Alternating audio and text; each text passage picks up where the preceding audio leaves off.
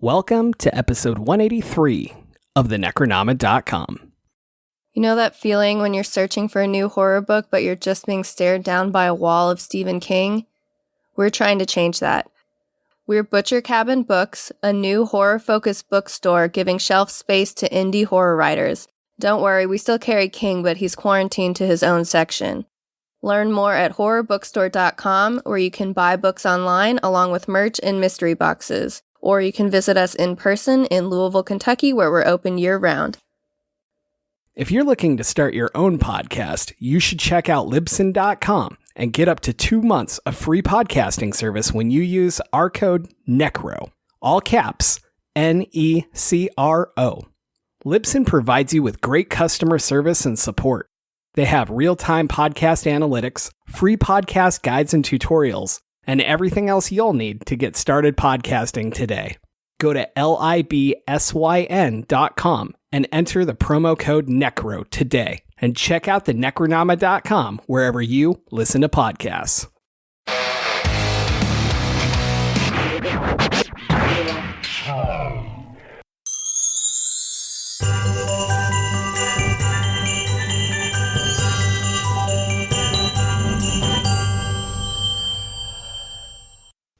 I am James Sabata, horror author, screenwriter, co-host of the podcast you're listening to right now, and all this movie taught me was that people who listen to polka music are the nicest people in the whole world. And I'm Don Guillory, author, historian, educator, co-host of the podcast, and there was only one thing I could think when I was watching this film, which was, where are his glasses? He can't see without his glasses. I said that a couple of times, and my child didn't get it. And I laughed to myself about. Well, now I want to do My Girl because I like that movie more. So we're just going to stop recording now. No. Joining us against my better judgment, Thomas Brungardt is back again. What is this, number 47? How many times have you been here? Do you know? Welcome back, Sexbot. It's got to be at least upper 40s. I would think so, yeah. Yeah. And I still keep coming back. You. I don't know, against my better judgment. I keep talking to you people, so. I really think you just come back to fight with Dawn. I think that's all it is. I was just going to say it was going to be the sexual tension between all three of us, but, whatever. You brought up fighting. I'm talking about loving. I did watch Bros today. But why would we waste our time looking at Billy Eichner things? Anyway. I would love to be home alone with you guys, if you know what I mean. But then we wouldn't be alone. Scream. So Thomas, do you want to tell our listeners about yourself, or are you going full incognito today, or what? No, it's fine. I want to start by apologizing for my voice. I have a hoarse voice. I lost my voice today. I have been on the podcast many times. If you haven't heard my episodes, you should go back and listen to them, because they're some of the best episodes this podcast has ever had. Which one's your favorite? Oh, I think Lake Placid. The one he's doing right now. Or Splice. No, this one fucking sucks. But the the old ones are great. I hate the new stuff. You guys have really changed. But so one of the things I love about Home Alone is that it's very nostalgic for me and for people our age. And lately I've been working with a new company that I created with my buddy. It's called the B&B's Traveling Museum, and one of the things we do is show old movies, and we actually showed Home Alone at our last event. So I was prepared for this even before James asked me to do it. So very cool. So what does the Traveling Museum do? Yeah, the Traveling Museum, we do, vintage. It's a vintage thrift store, but it's also a museum. So everything in there is curated, but you can also buy anything you want. We do private events, we do our own events, and it's a lot of fun. People come out, they get to watch old VHS, they get to buy and play old video games. It's a lot of stuff from the 70s, 80s, and 90s, stuff that you guys probably had when you were kids and you wish you didn't get rid of it. Well, now you can buy it from me. But if you're interested, you can check us out on Instagram. We're at Traveling Museum, and we're mostly based in the Bay Area, but we're mobile. We travel, so we can maybe someday we'll be close to where you guys are. Nice. And if you use our special code NECRO, he will add $10 to your price. So it's exciting. It's going to cost you way more for admitting that you listen to our show. I'll ship that's it probably to not James, true. and then James has to ship it to you. It's Oh, Jesus, don't do that. I hate going to the post office. So why Anyway. did you guys want to do Home Alone? Because you came to me. Usually I get to tell you what I want to do. This time it was you guys came to me. Yeah, contractually, you're obligated to do 2 movies of our choosing now. It's a Disney contract, and I really wanted to do this because Don's been asking me for 3 years. Don, why did you want to do it? What I want to do, basically the same things that Thomas has started off by talking about, the nostalgia behind it, and I watched it maybe every other year during Christmas season, like it was on HBO or just regular TV. But I really didn't start watching again until I had a kid, and that has kind of become our thing since she was like 2.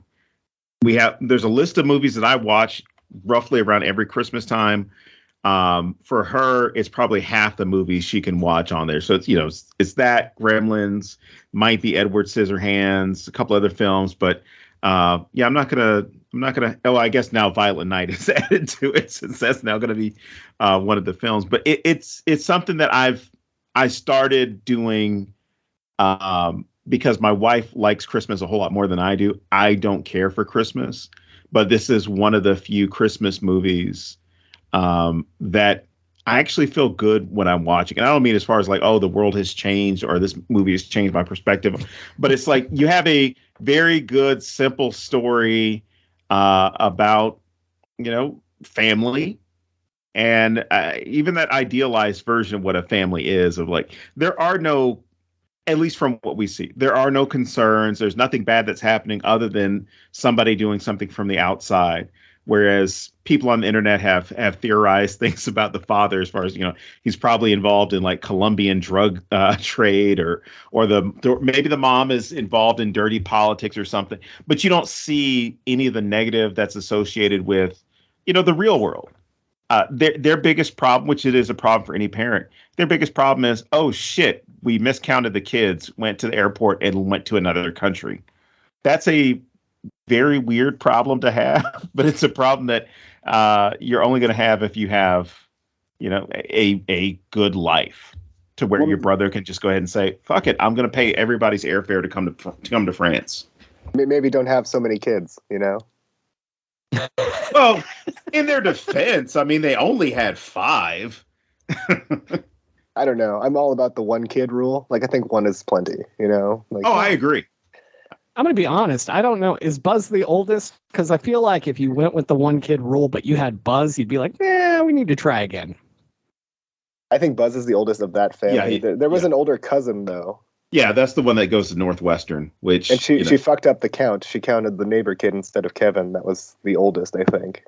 Yeah. Maybe don't put the kids in charge of the count, Like, well, I mean, she's a college student. I feel like this was a lot of problems. This is They didn't like close the garage. 15 of them. None of them could close a fucking garage. They left the garage open all night. It was overnight. Yeah. Very strange. In the dead of winter.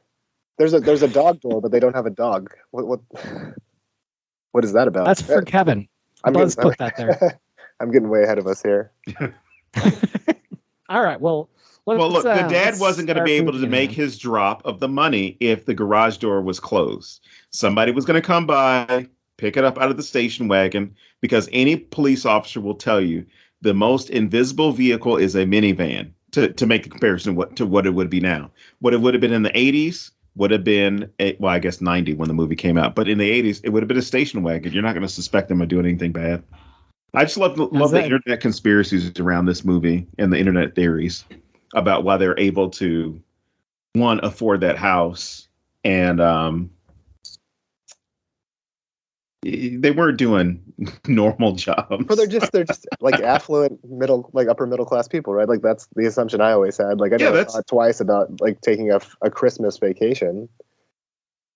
No, well, you know what? Let's get into that, because the movie itself, it starts with Joe Pesci's character masquerading himself as a cop, and his whole thing is, oh, I'm going to dress up as a cop and go ask people about their family where they're going to be. And because if these people go on family vacations, which for anybody who hasn't done it, don't do it.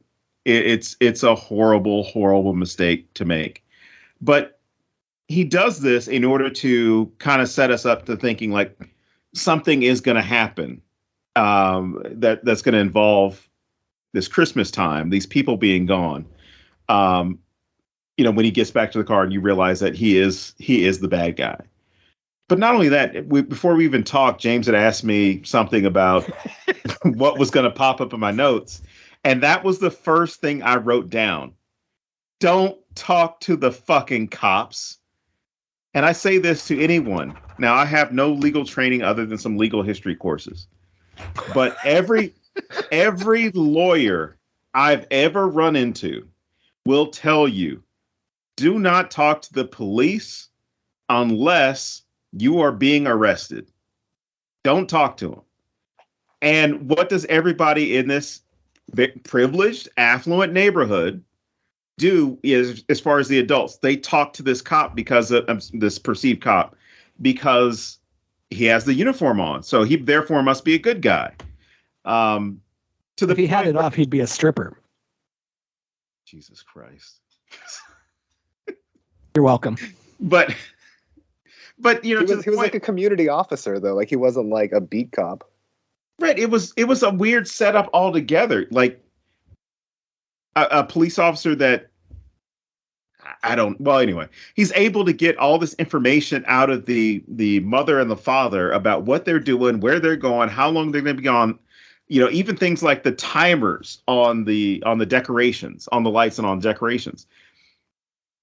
One of the many things I learned growing up, don't tell anybody anything more than they need to know, because that information can come back to bite you. It was a different time. No, I grew up in the 80s. No, I'm talking about in the 80s. No, it was still the same thing. This is before Rodney King. This is only after the Chicago 7. Like they're just asking about, if you're going to be out of town. Like that seems harmless enough from a cop. Yeah, but even then, I disagree. I disagree for this sheer fact. The police would have had something going on a little bit earlier than a couple of days before Christmas, because it's obvious what they leave the day before, I guess the 23rd or the 22nd. Yeah, something like that. Yeah, something like that. Because Christmas ends up being that Friday. I'm sorry, what? I said, imagine what those tickets cost. Well, based off the milk, I know those tickets were a lot less expensive than they are now. But it's even the idea of the presentation. So you're talking about this community officer. He might have a desk job, right? He's not a patrolman. He's not a detective. He's just a guy who, maybe wasn't all there. They decided to put it behind a desk. Anyway, I'm going to stop picking cops. Don, you're forgetting this is a children's movie. Yeah, but even then, when I was talking to my mom, she was visiting for the holidays, and something had come up. She was watching something on TV or whatever, and I made a joke and I said, "I don't speak oink." And she's like, "What are you talking about?" I was like, "I don't talk to the cops." She's like, "Well, what if they come and ask you?" I was like, "Am I being arrested?" She's like, "Well, no." Then they have no reason to talk to me. She's like, "Well, it's okay to talk to him." I said, "No, it's not okay to talk to him. People get tricked all the time because people don't know what their rights are. And there are a good number of police officers in this country who are not properly trained in the law, in legal procedures. So they will often abuse their authority in order to get someone to admit to something they did or didn't do. And then that ends up for some people ending up in roughly a lifetime behind bars." So she was explaining, she said, "Well, if a police officer stops me and asks for my ID, I'm going to give him to him." Like, "What did you do?" She's like, "Nothing." I was like, "Then you have no reason to talk to the police. They have no reason to talk to you. Go away." And so what I'm saying is, like, from growing up in different parts of the country, even in the Midwest, because I lived in Indiana for a bit, which isn't too far. Actually, where I was living isn't too far from Indianapolis. So you still would have had a major city or a populated city with some good suburbs where you would have people who would honestly think it's no problem for me to talk to the police because of the agency we put behind them. You know, what their identity is and the fact that we are trusting them to uphold justice, uphold the law. I'm comfortable talking to them. Whereas if Officer Joe Pesci, Officer Wet Bandit himself, went to another neighborhood in Chicago, you might not have that same reception because of who you think that the police are representing or what they're representing. And also with your interactions. I don't know, but I just see it with different eyes now, being 40 something and having seen people screw themselves over by talking to the police. Well, can I just back us up a minute? Because okay. I wanted to ask a question off the top, which is the first thing I wrote down, which is, I think I know why, but why to you guys is this a horror movie? Ooh, James? Well, I mean, first you have the fact that Kevin is the only good son. And then, he grows up to be either the Collector or Jigsaw, depending on which Reddit thread you follow. Wow. And outside of that, I don't know. What do you got, Don? All right. I'm just trying to think of the way that. Anyway, I'm just trying to think of how he ends up becoming, other than the gadgets, everything. There's whole threads about it. Just go to Reddit and type in Kevin McAllister. That you brought this up, I had completely forgotten that those things existed, which, it's canon now. For me, it's, again, to go back to childhood, I think when I'm watching this film, I think about how I would react in this type of situation. You don't know where your parents are. You don't know where your entire family is. That utter sense of being alone and not knowing what happened. I mean, initially he laughs about it and celebrates and whatever, but there is that concern of where are they? What happened to them? Did they really disappear? And now you're living in a world, fairly new neighborhood, as far as for him. But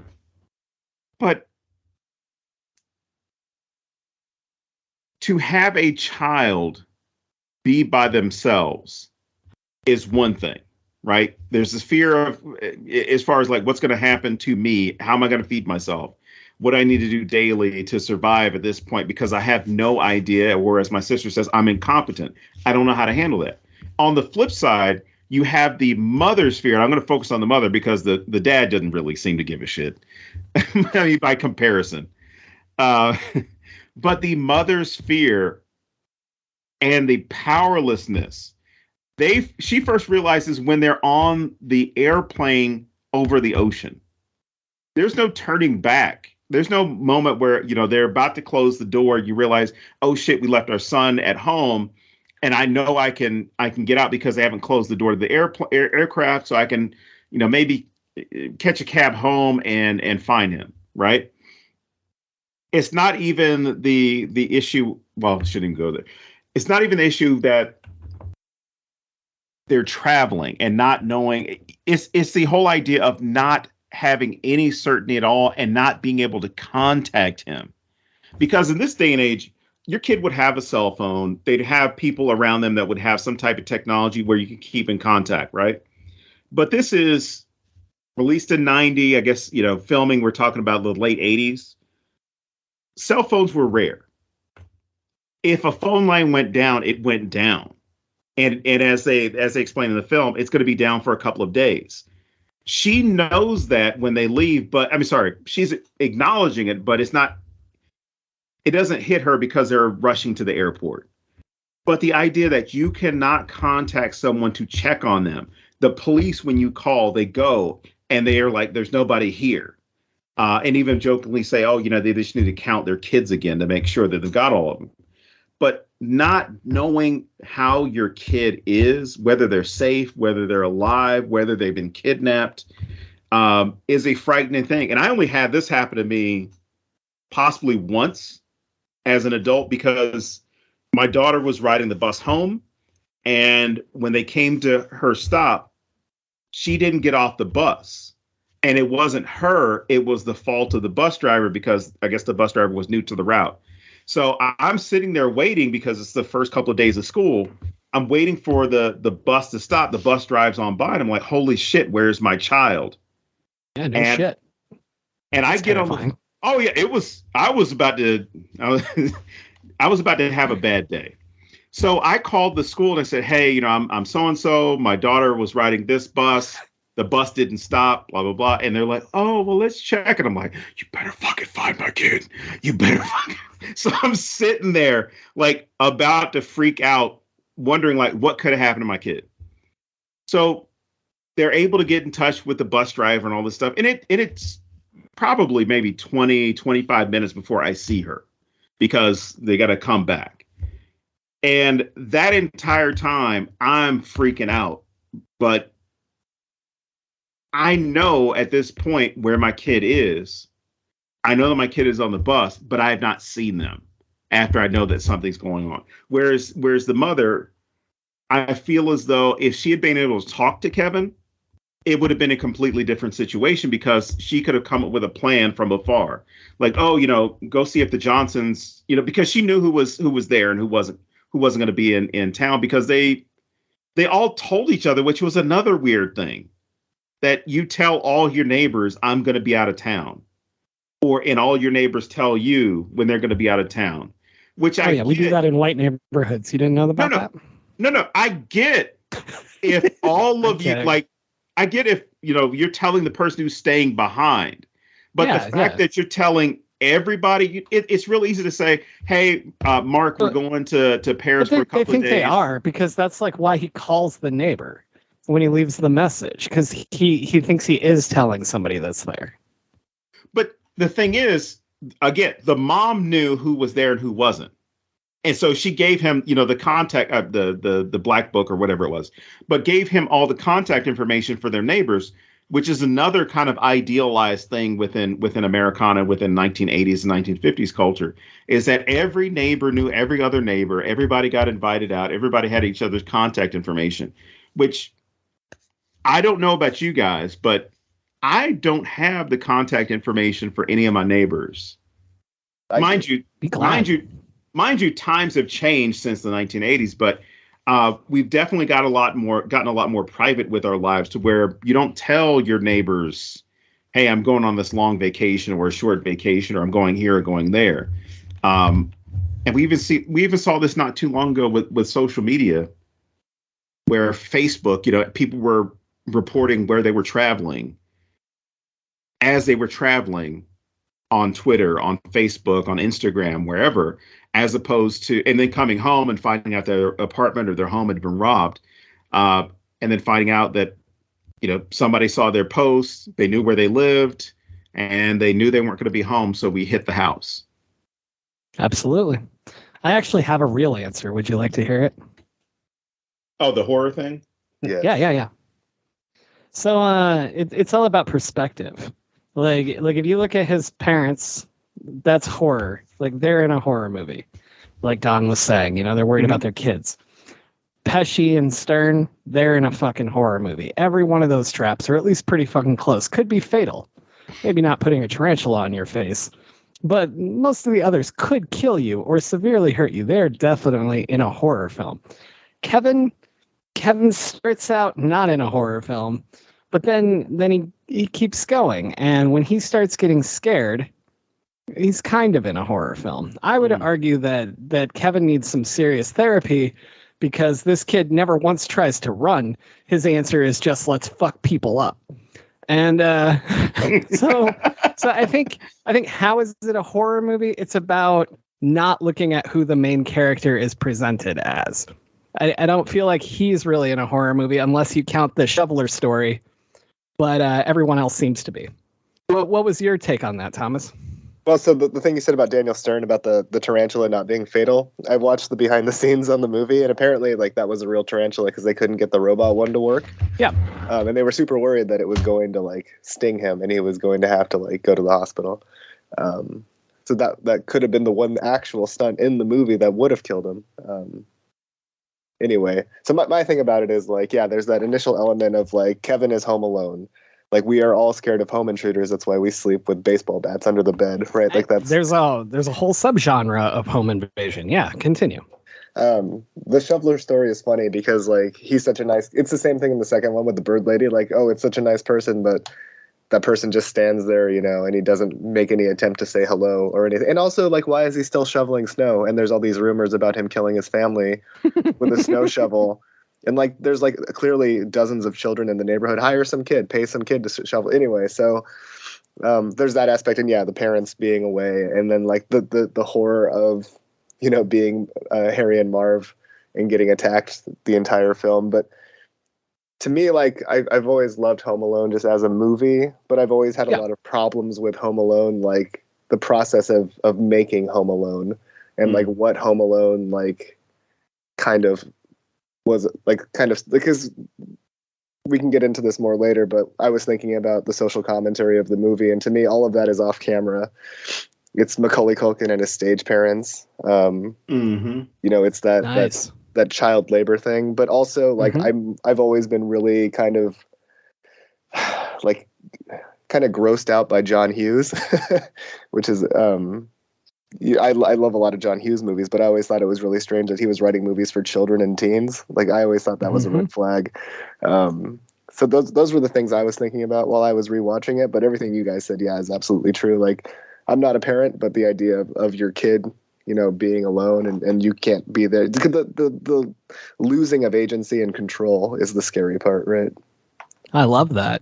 And I would add in like, I'm a huge Saw fanatic. Everybody who's ever listened to this show probably knows that. And Saw doesn't bother me. I can watch any trap in Saw and I'm fine, except maybe the one where the guy digs his eye out, but that's because I have a thing with eyes. But these traps viscerally hurt me to watch. The fucking tar ripping his skin on his foot and the fucking ornaments, the burning of the hand really gets to me because I've burned my hand. So I can identify with these things. And that makes the horror so much worse to me than watching a Saw trap that I can imagine it, but I can't identify with that pain. And right, so you've that, never been in a reverse bear trap. Right? No, and as far as I know, I never will be, but if somebody's going to kill me, please, reverse bear trap is like my favorite trap of all time. Do that. Reverse bear trap. But yeah, I got it down. Got it. Everything that pains them is something that you've experienced yourself. So like you can imagine what it's like to step on a nail or what it's like to burn your hand on a doorknob. Yeah. Mm-hmm. Yeah. Or yes, I think as none of us have hopefully experienced, but being shot in the testicles with a BB gun. I pay extra for that. I would take the BB gun over the staple gun in Home Alone 2 any day. That's true. But I would take the BB gun over the tar as well. Well, but there are certain things that we haven't experienced, but our minds have already set up like what that would feel like.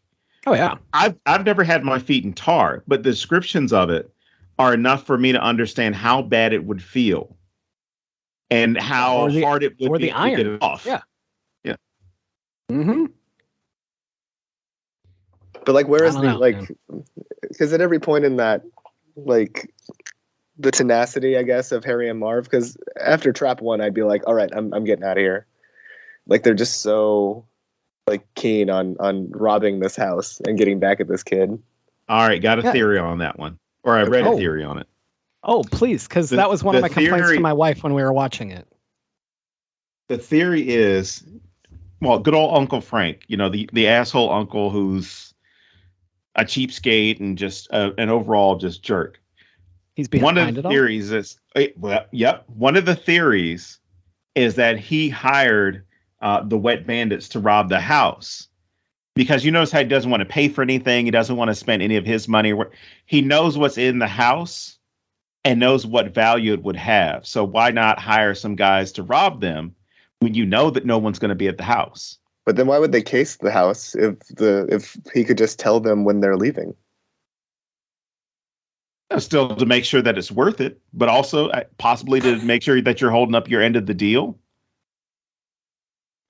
I think it was the pizza boy. No, I'm just kidding. Well, so wait. No, I'm going to jump ahead in my notes, but this was a problem for me in the movie. I had to not look at the comedy of that situation. You're a pizza guy.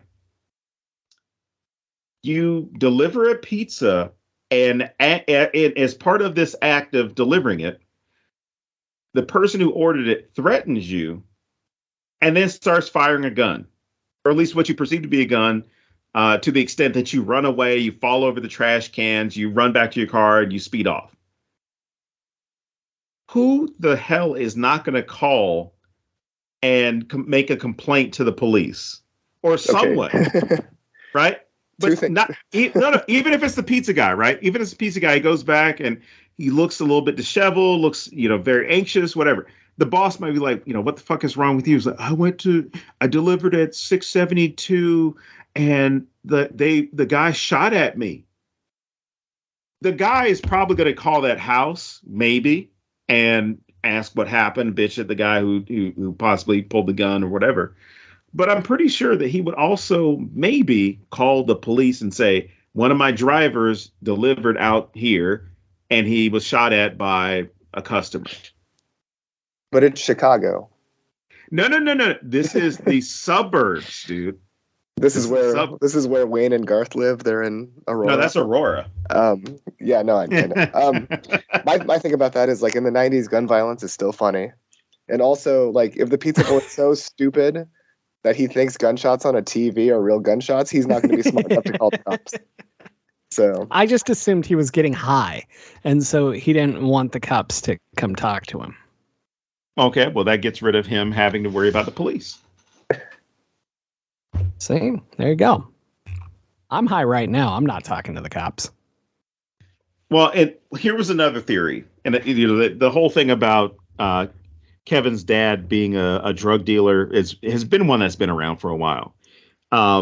But after looking at that theory and thinking about one of the earlier parts, when he walks up to Joe Pesci's character, he asks him, he says, "Oh, are you Mr. McAllister? Oh, the Mr. McAllister who actually lives here, owns the house?" It's like, yeah.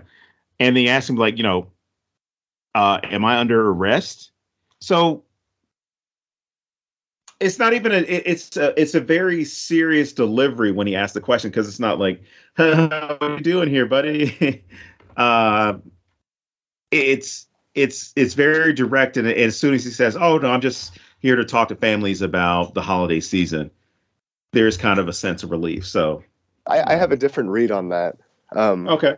And I think James might know what I'm talking about. As a mostly Caucasian individual, whenever I interact with a cop, there's always that undertone of "Oh, officer," or "What did I do?" Knowing that I didn't do anything and that he's not going to fuck with me.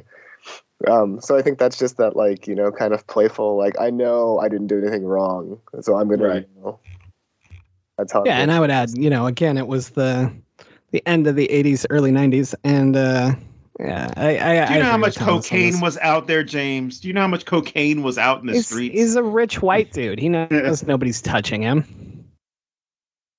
No. Why did they only order one cheese pizza? Yeah. Yeah, maybe order 2, because Kevin's going to eat all that. No, I'm just kidding.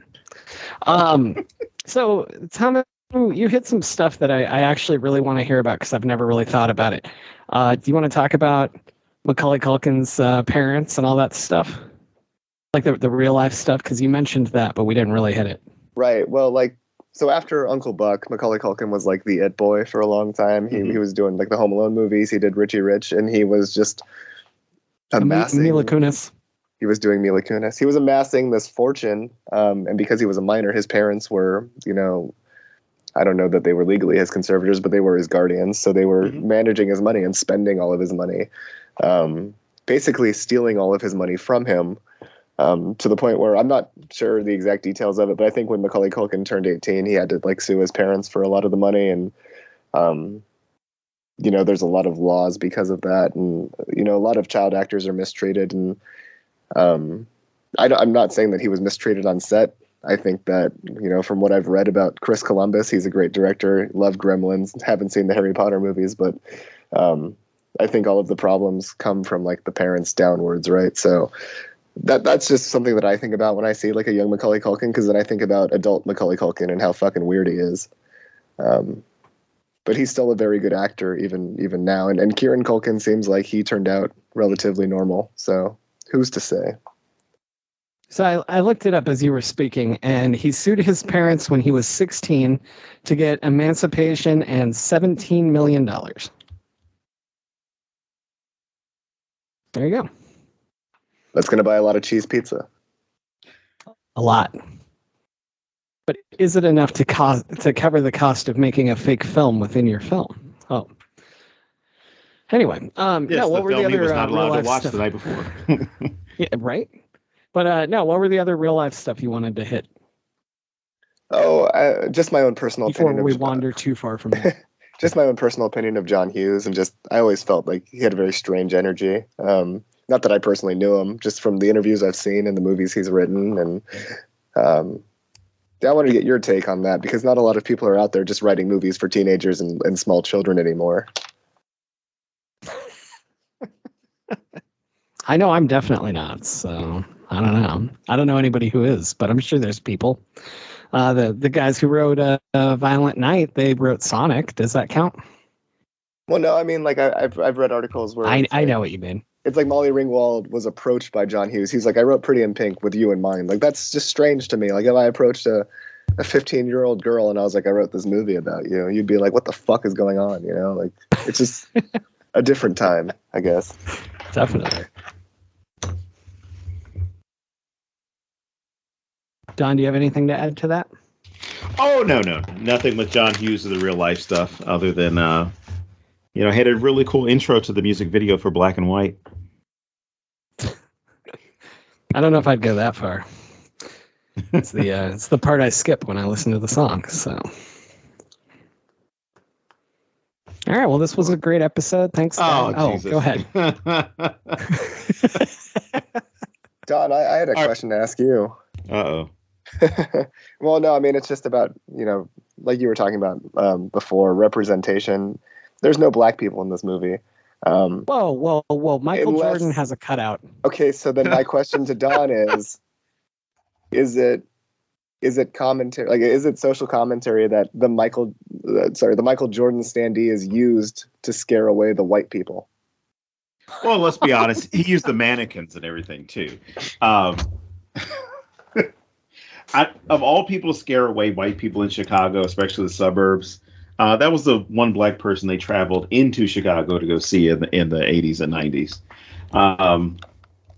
I was more of a Steve Kerr guy.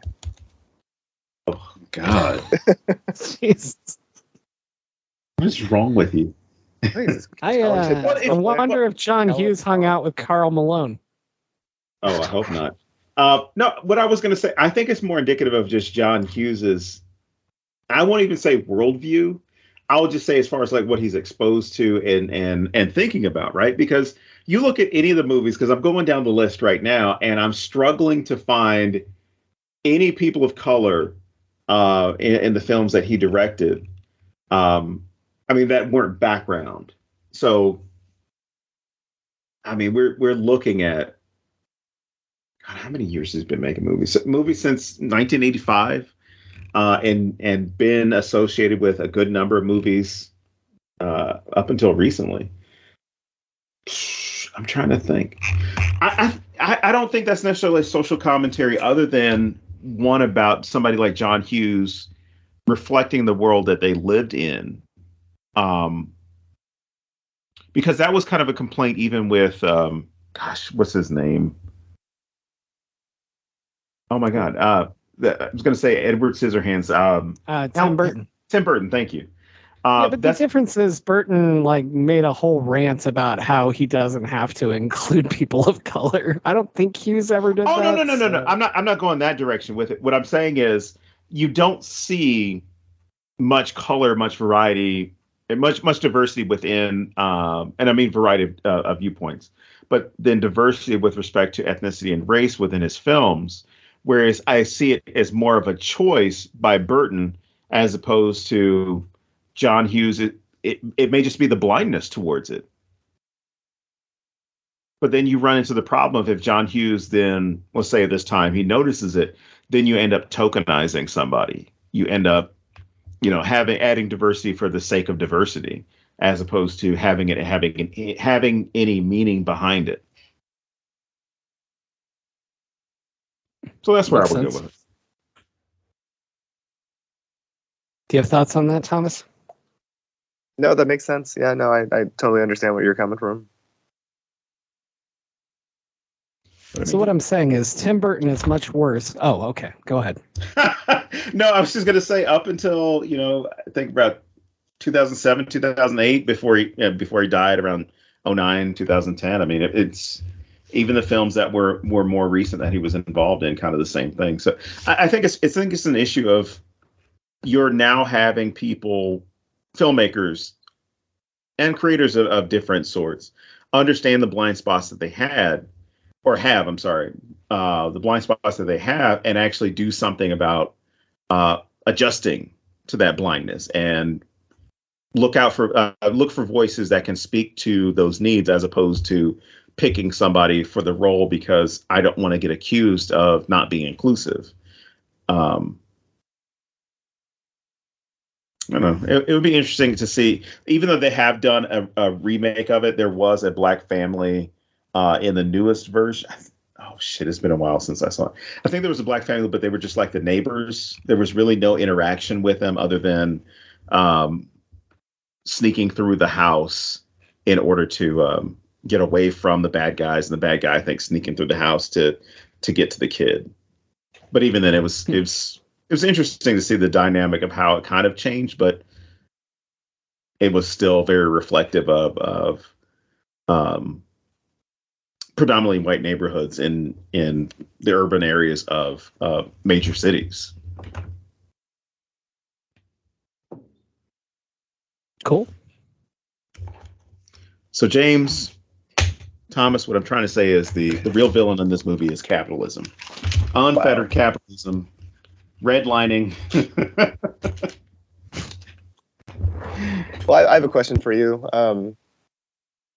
The whole movie takes place, the family makes it home, and Kevin never brings up the intruders. Why?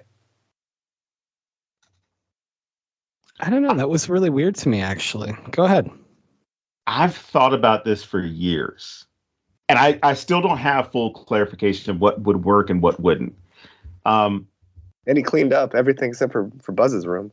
Yeah, fuck Buzz. I thought that was strange. Cleans up the downstairs area, cleans up all the glass and broken ornaments, and then he's like, man, fuck Buzz. I just question, and maybe it might have been he ran out of time, because there's no way he had enough time under normal circumstances. He had enough time to clean up the entire house as far as everything that was there from when the wet bandits were in the house, despite, the attack starting at 9 or the invasion starting at 9 and maybe being over in 30 minutes, if that long. But I don't see him telling his parents, because I think maybe it's an issue of him protecting them. So I guess I don't know. The best guess I have is he knows that the traps could get him in trouble, and that's what he cleaned up.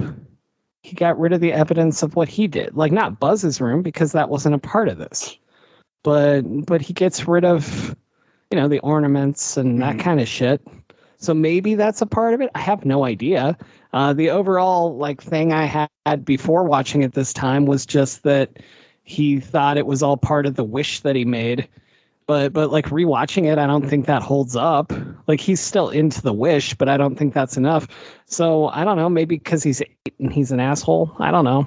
Well, I think this is because like what you were saying before, where he needs therapy. He's not processing what happened, right? And he's just kind of hiding it and stowing it away. And the thing that really bothered me about that night where they come back at 9 o'clock is that he spends the entire evening out of the house. Just kind of wandering around the town, which to me, if that were me, I'd be at home, setting up all the traps, all day long, but he's just kind of hanging out. Then he's like, oh, it's getting late. I got to leave this church. And then, I don't know. I thought that was like a weird way to emotionally like process and prepare himself for that evening. He's a procrastinator.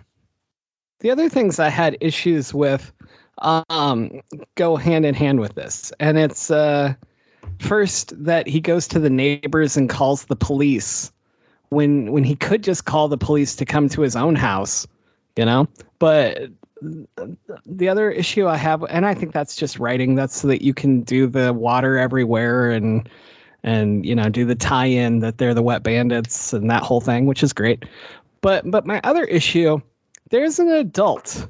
The shovel man is an adult who saves Kevin and literally takes him home. He says, "Let's get you home." And he takes him to this house and leaves this kid there all alone. Why did this old man, like, did he clean everything? Is that what happened here? He never went upstairs to Buzz's, like maybe Kevin didn't clean it. Maybe it was Shovel Master. That's what the shovel's for. Wait. It's both. The shovel neighbor, this is another fan theory, is Kevin from the future. Oh my God. That's why he happened to be there at the right moment to save him. Okay, then who's the bird lady? Well, the bird lady's the bird lady. God damn it. That's Buzz's hot girlfriend. Ooh, that's a great theory. That's I like that. Buzz dumped her, and she ended up, falling in love with pigeons. So, do you guys know that Buzz's girlfriend in the photo is actually a young boy dressed as a girl because Hughes didn't want to make a girl feel bad, and so then listening to Thomas's theories here, I'm even more concerned. Yeah, about how Hughes was writing for teens and children. Oh, right. I'm more concerned about how he didn't want to make girls feel bad, but it doesn't seem so innocent anymore. No. Oh, none of this is innocent. I will say Thomas, go ahead. Sorry. I was going to say, you were talking about Kevin doing all that stuff and being out during the day until he goes to the church. I was hoping, because I like I said, I watch this with my daughter every year, and we watched it earlier today, and I waited. I'm like, she's older than the last time, so she's probably going to notice some different things. She's probably going to. And the one thing I was hoping in this moment that she was going to notice or make a comment about was the fact that Kevin's by himself going to the store and she's the same age. I'm thinking, like, is she going to say, like, what? Nobody thinks it's weird. And I even wrote down what I thought she was going to say. No one thinks it's weird that this kid is just in the store by himself, even with those excuses. And I had to think, I'm like, her eyes would be different than they were for me at that same age, because I was a kid who went to the store when his parents asked to, for me to go down to the corner store, or I would get out of the car and buy, whatever was legal to buy, because the states that we always stayed in, I couldn't even pick up an alcoholic beverage to hand to my father if he was paying at the counter, and I couldn't take it from him to the car. So aside from, an alcohol purchase, I mean, this was pretty common back in the 80s. And I think about how uncommon it is now in a lot of places for kids to be out by themselves, and how really no one thought twice about the 7-8-year-old kid being in the store by himself or just out by himself. Don, there's a show on Netflix that I want you to watch with your daughter. You've probably heard of it. It's called Old Enough. Have you heard of this show? You know what? I hate you. It's a Japanese show where they send toddlers to go grocery shopping on their own. Yes. It's adorable, but also frightening. Yes, I saw a couple of episodes of it. Is this really a real thing? Oh, yeah. It's called Old Enough. Look it up. It's like every episode's like 7 minutes, and it's just like impressive. It's really, truly impressive. Yes, they had the kids like the kid had to go buy fish or something. I remember one of the episodes where he bought the fish and they cut the fish in front of him, put it in the bags, and the fish fell out of the bag and he was struggling to get it back in the bag. I believe he got killed it first. No, it was dead. Like it was already. I know. It was just it slipped out of the bag, and it was funny to see this kid go like, "Uh-oh, what do I do?" So you're telling me I can just send my kid to the grocery store for me and I don't have to do it anymore? That's fucking awesome. Well, Yeah, child endangerment laws have changed since 1989, 1990, sir. I live in Arizona. There's no laws. None. You're half right. They have laws on some people. Anyway, so what's your favorite trap, each of you? Ooh. Thomas? Oh boy. Yeah, it's got to be the irons falling from the ceiling. I always thought that was very. I love blunt force trauma. It's my favorite way that characters die on CSI. So it's. I always thought that was like the slapstick of it all. I always thought the iron impression on his forehead was always really funny. Oh yeah, I love that. What about you, Don? All right. It's between two. It's the nail in the foot, but I think I'd go more toward the paint cans. And it's only because Mythbusters, because of Mythbusters experiments with the Home Alone house or Home Alone pranks. And the fact that the paint can, from what they theorized from doing the math and using, I guess, the ballistic gel and stuff like that, they determined that not only would the person be dead from getting hit in the face with the paint can, but basically their orbital sockets would be crushed, their nose would be broken, they would lose several teeth, neck would be broken, and whatever other types of injuries would occur from falling down the stairs. So the edge goes to that, to the paint cans over the nail in the foot.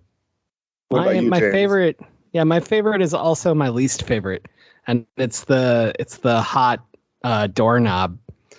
It just viscerally, literally hurts me to watch it, but it's the build up to it. Like I always go back to Ready or Not with the nail.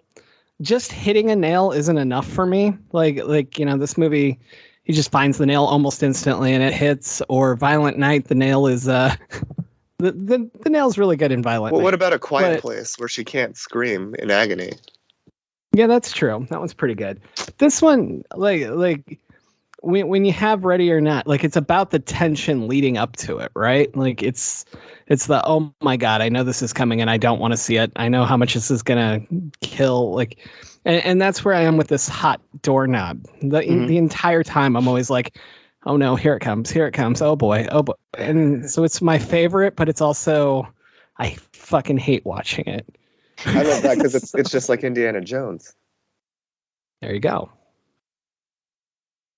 Oh, Indy.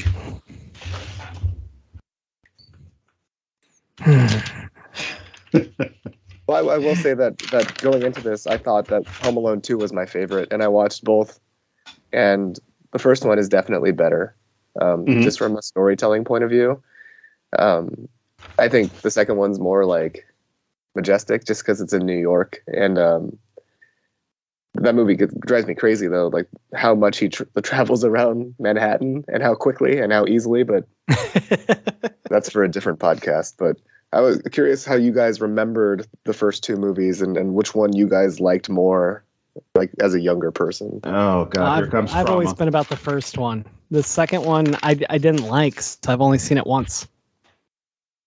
I'm of the same thought on that one, where the first movie is the one that I will watch every time it's on television.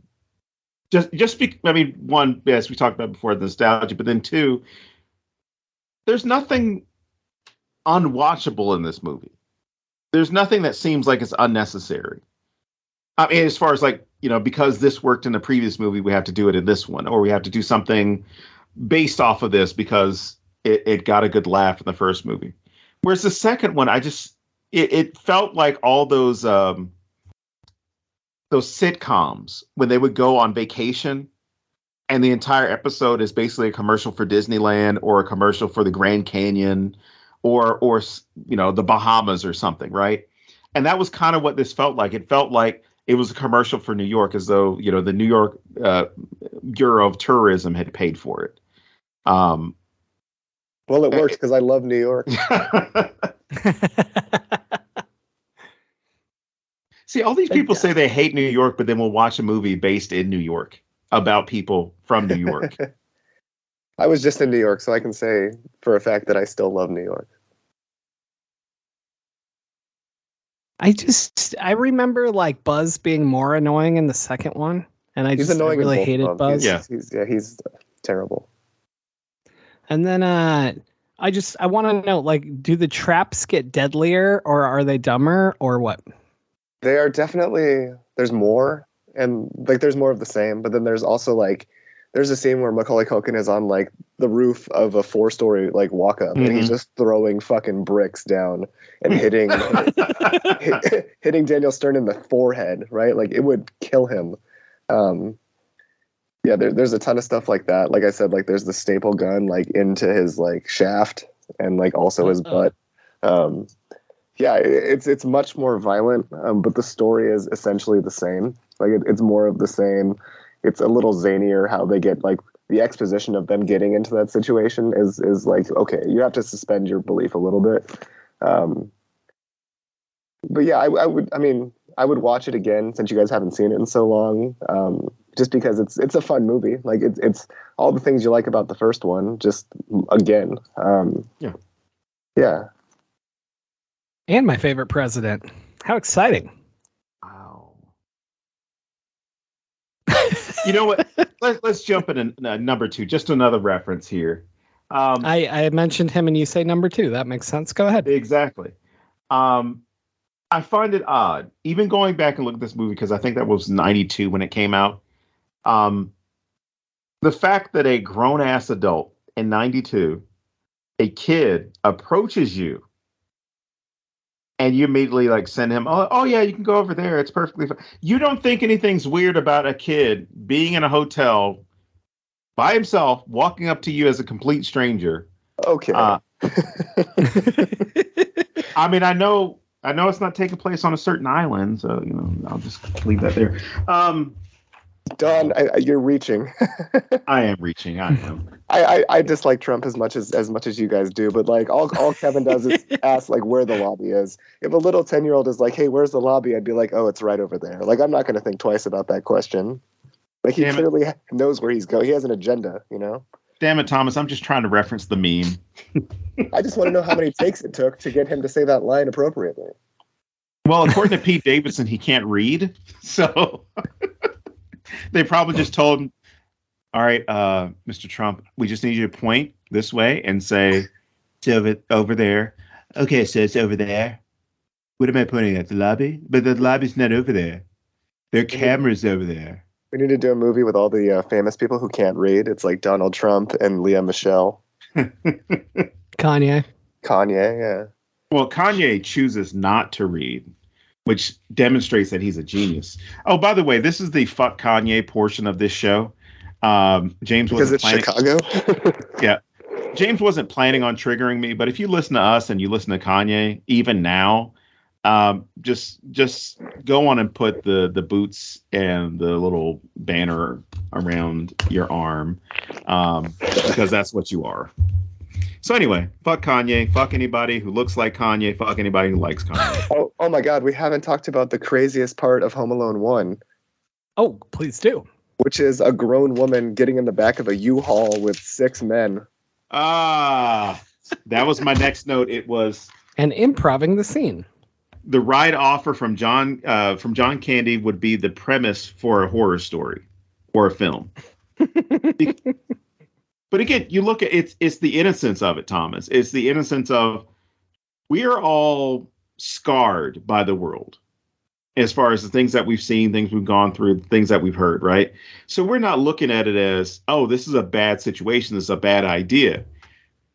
She looks at it from a completely different perspective. She doesn't seem as though she's had a struggle. And I'm not saying she hasn't. It's just the way the character's presented. It's her biggest struggle up to this point was, at least this point of the film, was, I don't know, paying for the pizza. And then, the pizza and passports and everything getting milk spilled all over them. She doesn't seem as though this was going to be troubling for her or is going to set off any red flags. that this random guy would walk up to you and say, "Hey, you want to get a ride with us? We're the Polka Kings of Sheboygan or Kenosha, the Kenosha Kickers." That's such a John Hughes thing too, like the Sausage King of Chicago. Anyway, so I had the opposite read of that, where to me it's like she's willing to do anything and have anything done to her to get home to her son. From like That's the premise of another movie. From like a horror movie point of view, to me, it's like the end of Last House on the Left, where she's like blowing the dude and then bites his dick off to protect her family. Mm. Like it's the same thing of like, I'm going to do anything to protect this child, and I'll ride in the back with the Kenosha Kickers, even if it means getting torn apart on all ends. Or worse, listening to polka music. Yeah. Also, I don't think you can rent a budget or a U-Haul truck from an airport. That's another thing, but whatever. You just had it. I don't know about you, Thomas, because you're a little bit younger than us. But when I watched this, again, the nostalgia does kick in. And I immediately think about all the things that John Candy had been in that I'd watched, or, just the place he had taken within Hollywood, within comedy, the presence that he had, where it's kind of like he could play the same character in a bunch of different movies, which he basically did for a series of movies. But you got something different each time. Could be this exact same personality, exact same character, but you got something different from him. And it was I guess the only one I would compare it to would be like Robin Williams, as far as they had this stranglehold, one, on your childhood, but then two, they were just so lovable. I mean, was John Candy or John Candy films something that you'd watched a good number of them? Yeah. So my dad was a huge John Candy fan, so I would watch all those movies with him. It was kind of like the thing we would do together. That was one of the actors that we kind of both enjoyed. Mm-hmm. And like when I rewatched Home Alone, I totally forgot that John Candy was in it. And it's that like nostalgia kick, like you said, where it kind of feels like, oh, this like warming presence in the movie where you're just like, oh, I'm so happy to see John Candy. Right.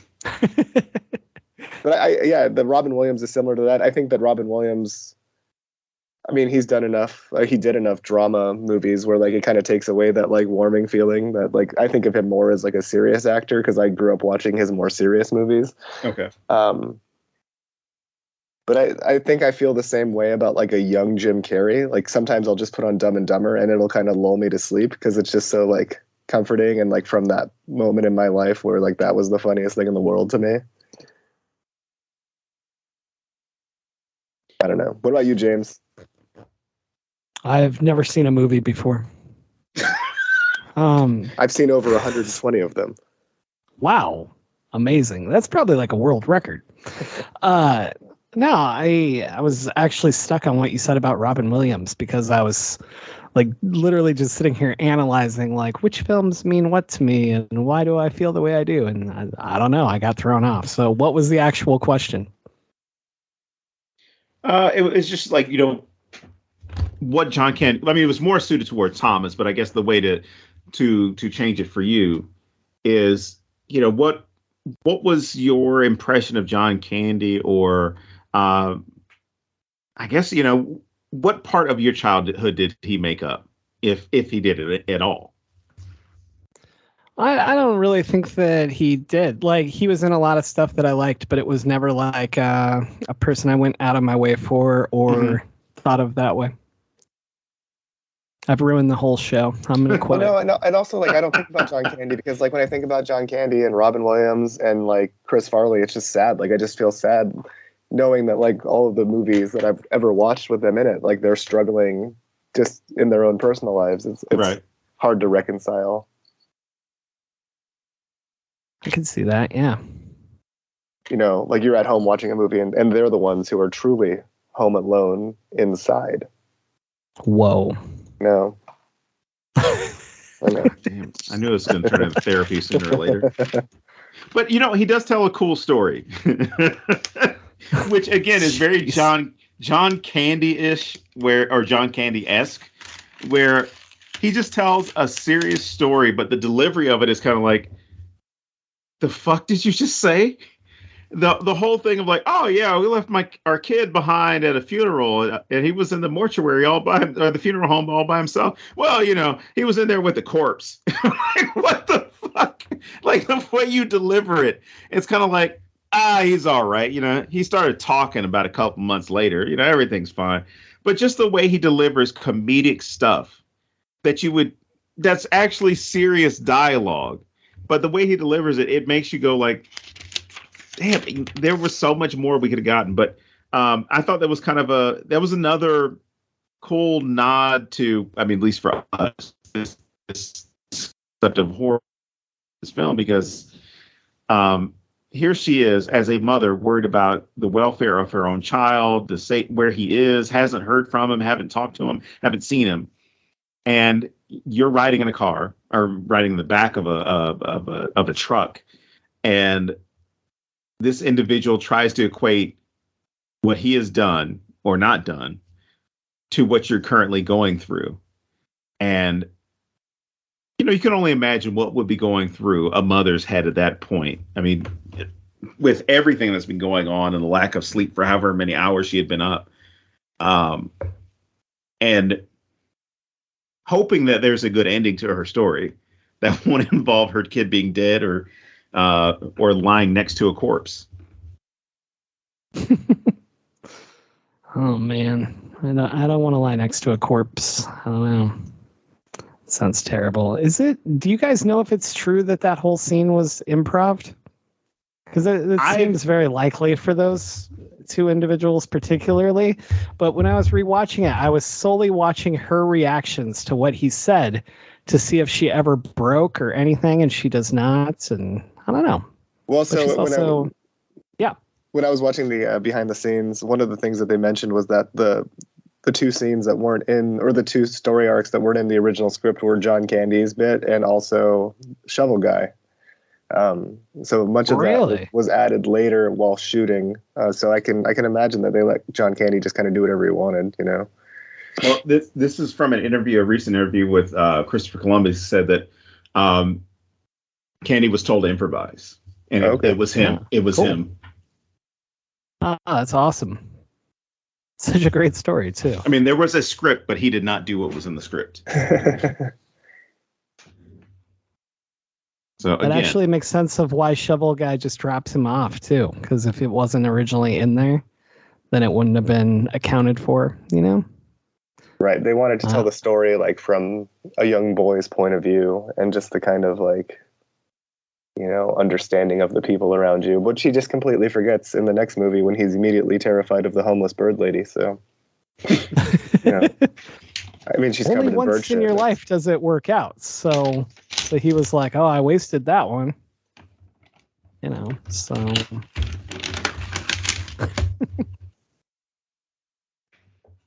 You know what? Here's something I don't like with respect to Home Alone or Home Alone culture. The line, "This is my house, I have to defend it," has been appropriated by vet bros. I saw a T-shirt with that. It was like they were going to sell it for Christmas or whatever, and that was the quote that they had on the front of the shirt. "This is my house, I have to defend it." Like, Harry and Marv are not breaking into your house, dude. And if Harry and Marv are breaking into your house, we've already learned that there's so many other things you could use to stop them. It's true. And even for anybody who's saying like this movie's unbelievable, or it didn't age well or whatever, I think it aged well. You would definitely have to change things for a 2022 audience, which the producers and writers of the film Becky did, because that's a modern day Home Alone. It's a home invasion. The kid defends her home and her family from these bad guys. But even aspects as far as modern technology, internet, cell phone, all that type of stuff, there are ways around it where you could actually have the same story. James, I have a question for you. Sure. Did Home Alone at all inspire your short film, This Stays with the House? A film that I did some artwork for. No, okay. That is entirely inspired by the weird suit that's actually in my closet, and how much that creeps me out. Well, you put it there, so. I did not. When we moved in, it was already there. And that's why it's creepy, and that's why we don't touch it. It's load bearing. It's holding the walls up. Could be. Somebody has to. Well, never mind then. This is really backfired in your face. Oh. I just wanted to plug one project that we worked on together, and that's all I wanted to do. Go see it now. Oh, wait, you can't. Anyway.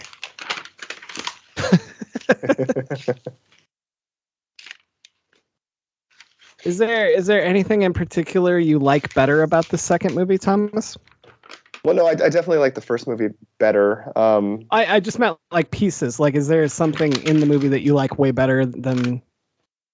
Oh, yeah, I mean, just sticks out, and you're like, oh, this is great. Just visually, like it's a more cinematic looking movie. Like there are aspects of Home Alone with like the furnace that look like Gremlins, which it's campy and I like that, but there's moments of Home Alone 2 where you're like, oh, this is like a real movie. And I do like just the crazy things he gets himself into in New York City. Like he's alone on like the observation deck of the World Trade Center, and it's like nobody would let a child up there, on their own. And I know, Don, you wanted to talk about 9/11, so I figured now would be the time to do that. I'm the last person who would talk about 9/11 in this. Well, there's not much to talk about because it didn't happen. So the other thing I liked about Aaron Rodgers. Home Alone 2. No, How did you get us to laugh at 9/11? Thanks a lot. It's more cinematic. The characters have more depth. Like I think the Bird Lady is much more interesting than like estranged from his son Shovel Guy. But he gets in such a good reference to Charlie Brown.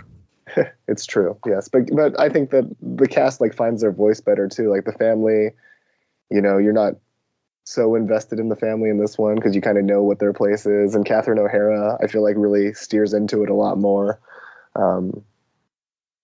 But yeah, I would recommend watching it. It's the holidays; you might as well watch a Christmas movie. All right, I guess that takes us to movie recs because I'm sick of talking about this movie now. So Thomas, what should people watch if they enjoyed this film? Well, I was thinking like, what are some other holiday movies that people would like? And I don't traditionally like I said, I don't like holiday movies or Christmas movies, but kind of a curveball. One of my favorite holiday movies is Eyes Wide Shut, the Stanley Kubrick orgy movie. Nice. And then there's a movie.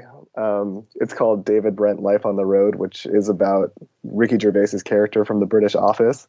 It's not a Christmas movie, but my favorite Christmas song is in that movie. So if you watch that movie, there is a wonderful Christmas treat at the end of it for you. Excellent. So normally I do my double features. So I had a different one I was going to mention, which was last week's episode, but I was specifically told by Don that I can't. So my double feature is big because I think it goes really well with this film. And that's what a double feature should be instead of the crazy things I normally say. Also, watch Moon, because, man, that film is great. All right, Don. What are your 1,225 recommendations? Well, I'm going to change things up here and offer you a nice Christmas present, which is only one movie, so it'll be a double feature. What? Insanity. Yes, this double feature will be 2022's Violent Night, starring David Harbour, the one and only David Harbour. Okay, not Stranger Things sheriff. Okay, David Harbour. You mean Hellboy? Damn it! I was going to skip over that one.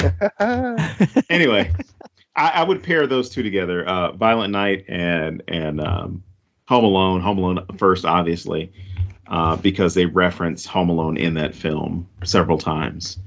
So it'd be a great pairing. And you can check out our episode on it that came out last week. Not last week when we're recording this, because we haven't recorded it yet, but last week when you're listening. Well, yeah, because we're going to do it in the future, and it's going to come back just like Kevin. Craziness. But don't talk about Jigsaw that way. So I guess that brings it back to you, Thomas. You want to tell people if you want them to find you online and like how to follow the Traveling Museum or anything else? Yeah. You can find me on IMDb. I'm on the same page as James is. This stays with the house. And on Instagram, you can find us at Traveling Museum, and we ship coast to coast. So if you see something you like, you can buy it. All right, I guess that wraps it up. So Merry Christmas from all of us, and happy whatever other holidays. And if you're one of those people that doesn't celebrate any holidays at all, then Don, I still love you. I got you guys turtle doves, so we can all be connected forever. It's a Home Alone 2 reference. Okay, yes. Turn it off.